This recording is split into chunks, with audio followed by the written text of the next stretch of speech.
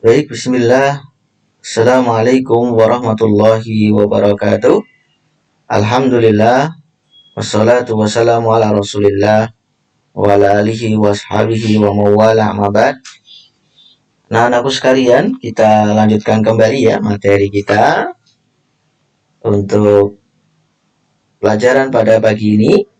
Kita akan membahas yaitu tentang materi selanjutnya, yaitu tentang statistika atau pengumpulan dan penyajian data ya, pengumpulan dan penyajian data ya.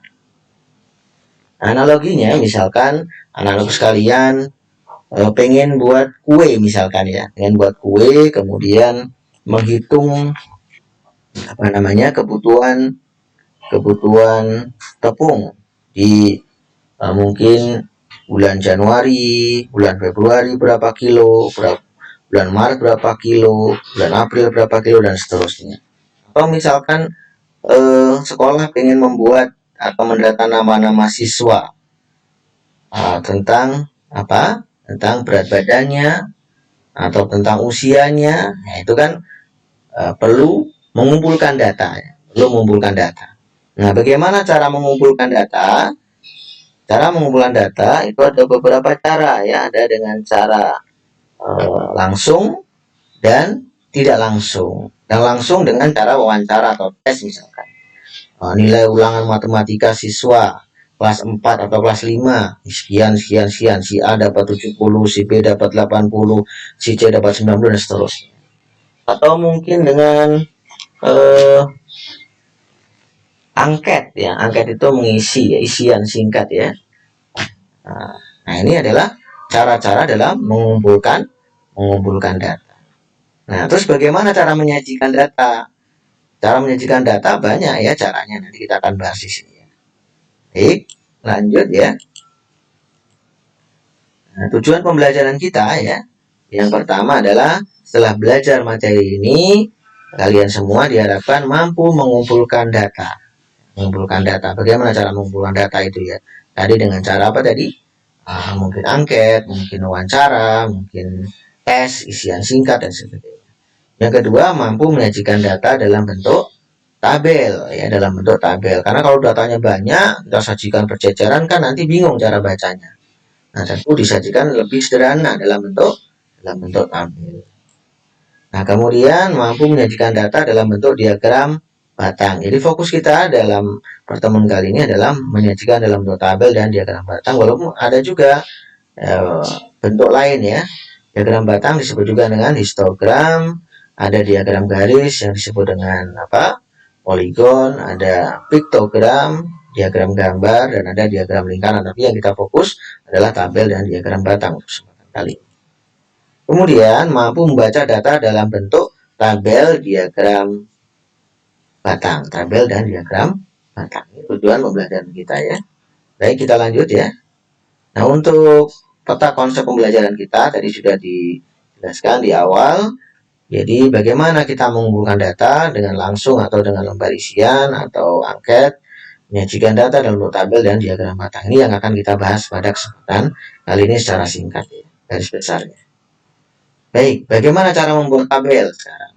Nah, kita mungkin disajikan tabel seperti ini. Kita lihat soalnya yang sebelah kanan ya. Data usia siswa dalam tahun dari 20 siswa adalah seperti ini. Nah, ini ada 10 tahun, 9 tahun, dan seterusnya. Ya.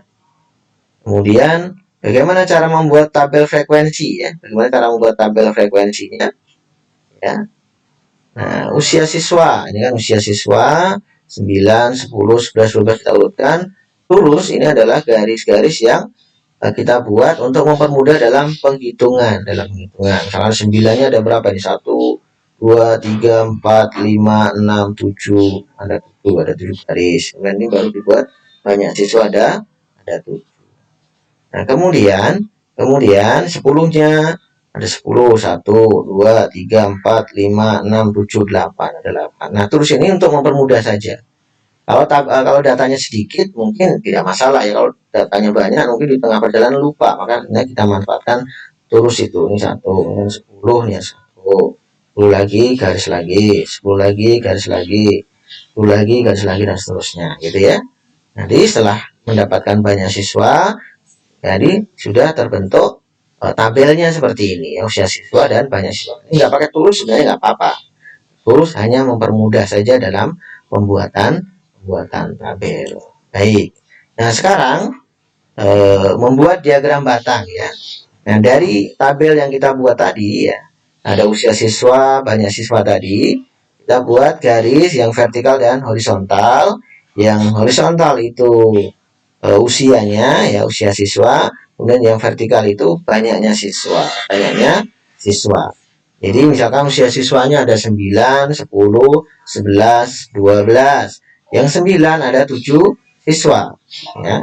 Yang 10 ada 8 siswa, yang 11 ada 3 siswa, yang 12 ada 2 siswa. Ini kita buat seperti batang, makanya disebut dengan diagram batang, kotak-kotak seperti ini ya.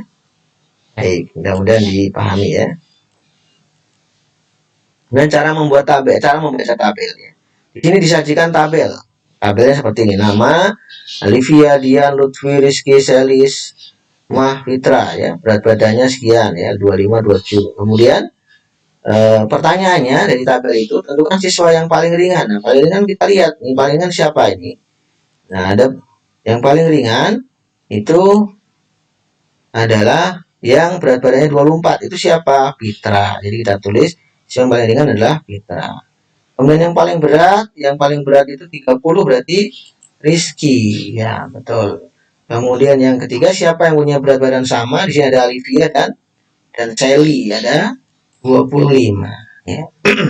Kemudian berat badan Dian 27 kg dan berat badan Isma ada 29 kg. Ini cara membaca tabel kalau disajikan. Mudah ya. Baik. Lanjutkan cara membaca diagram batang. Ini ada diagram batang sebelah kanan kita ini. Di sini ada hasil panen Kecamatan Sukamaju tahun 2018.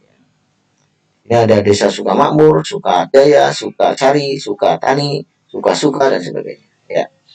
Nah, berapa ton seluruh hasil panen di Kecamatan Sukamaju tahun 2015? Berarti kita hitung semuanya.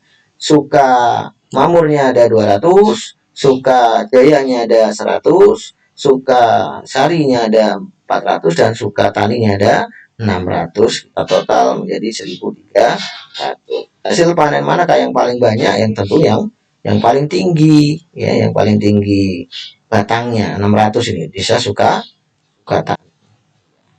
Dan yang paling sedikit yang batangnya paling pendek yaitu Desa Sukajaya. Baik, seperti itu, mudah ya. Kemudian ini buat bentuk pengenalan untuk bagaimana cara menyajikan data, bagaimana cara mengumpulkan data, membaca data. Awalnya seperti itu, statistik nanti kita bahas materi berikutnya. Baik, demikian yang bisa saya sampaikan, mudah-mudahan bermanfaat.